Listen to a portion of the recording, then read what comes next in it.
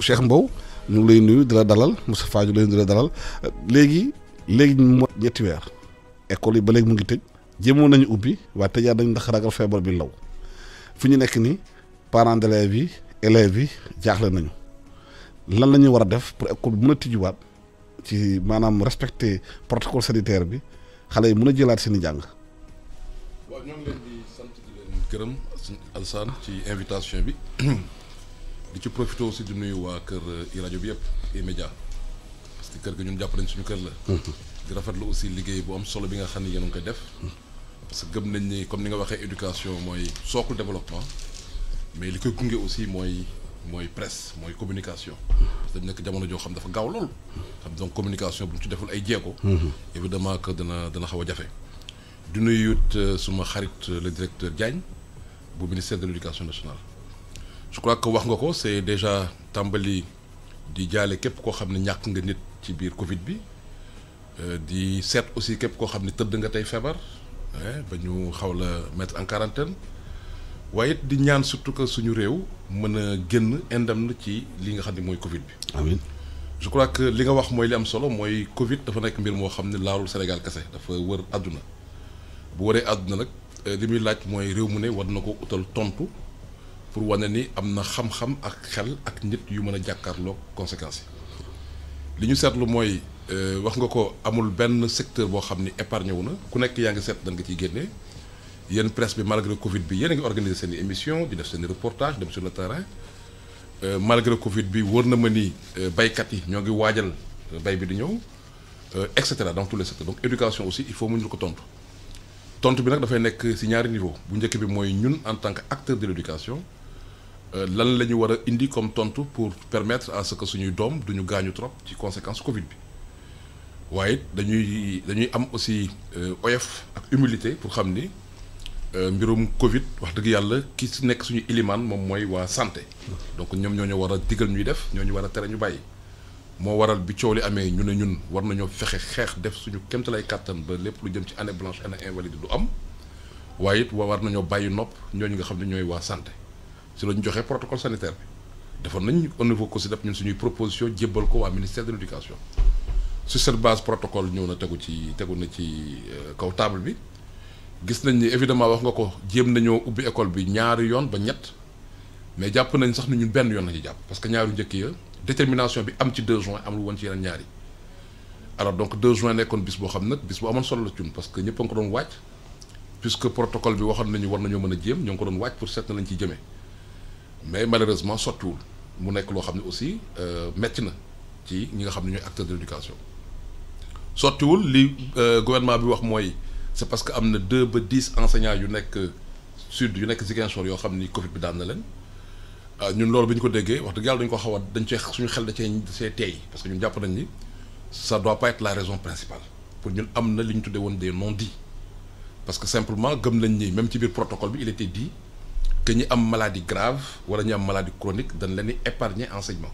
donc mënoon nañoo dugal 10 ñooñu ci cadre boobu c'était localisé dans une seule région donc bu fekkoon loolu kese moo doon la raison pour ñun waroon nañu mën a trouver alternative pour dem dans ce sens là ça c'est un constat pour nous ñu jàpp donc ni xëy na am na yeneen raison yoo xam ni waxuñu ko te ñun bi ñu demee terrain bi li ñu gis ni moom mooy potentiellement des raisons ñaar lañ ci indexé woon bu njëkk bi mooy xëy na gouvernement bi dafa parewul woon dafa dem ba yëg ni loolu ñu waxoon ci protocole mooy ñu am masque yu doy am gel yu doy am je ne sais pas thermoflash yu doy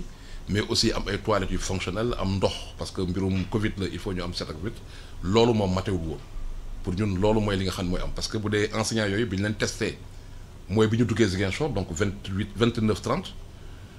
te dégg nañ autorité médicale yi ne 24 heures lay test du durée donc jàpp nañ ni entre le 30 31 on avait les résultats donc même mooy benn raison bi deuxième raison bi mooy jàpp nañ ni aussi ça peut être aussi une pression parce que gisoon nañ ni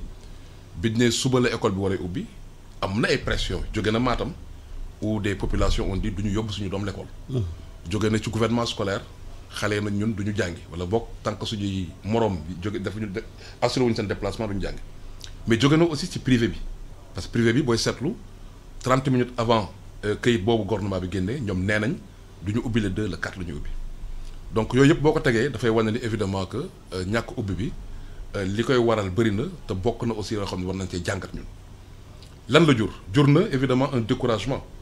de la communauté éducative donc tey jii amoon na benn dynamique boo xam ne lancé woon nañ ko mais dynamique boobu évidemment am na ay jafe-jafe